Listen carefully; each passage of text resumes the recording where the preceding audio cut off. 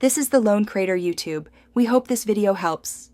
You start now, power off the Mac, unplug the charger, and wait 10 to 30 seconds so capacitors settle. Put on an ESD strap to prevent static damage. This protects delicate boards. Next, remove the back plate by loosening the pentalobe screws. Keep them ordered by hole position so reassembly is fast. Use a plastic spudger to gently pry connectors free. Make sure not to pull on cables. Once open, you'll see the battery layout and mounting screws. Proceed carefully. Once done with the cover removal, disconnect the battery connector before touching other components so you avoid shorts. If adhesive holds the pack, apply low heat and peel adhesive slowly. Use a pull tab or dental floss technique to avoid bending cells. Remove any mounting screws, note differing lengths, and lift the old battery straight out.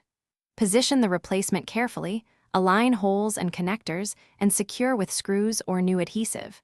Make sure the connector seats fully. A loose connection causes power instability. Finish by reinstalling the back cover and returning screws to their original holes. Tighten just to snug so threads don't strip. Boot the Mac, confirm new battery recognition in system settings, and run one full charge-discharge cycle to calibrate readings. Make sure fans and peripherals behave normally.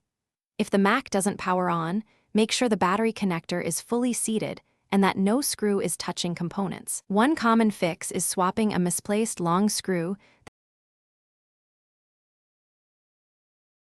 Thanks for watching. Consider subscribing if we helped you.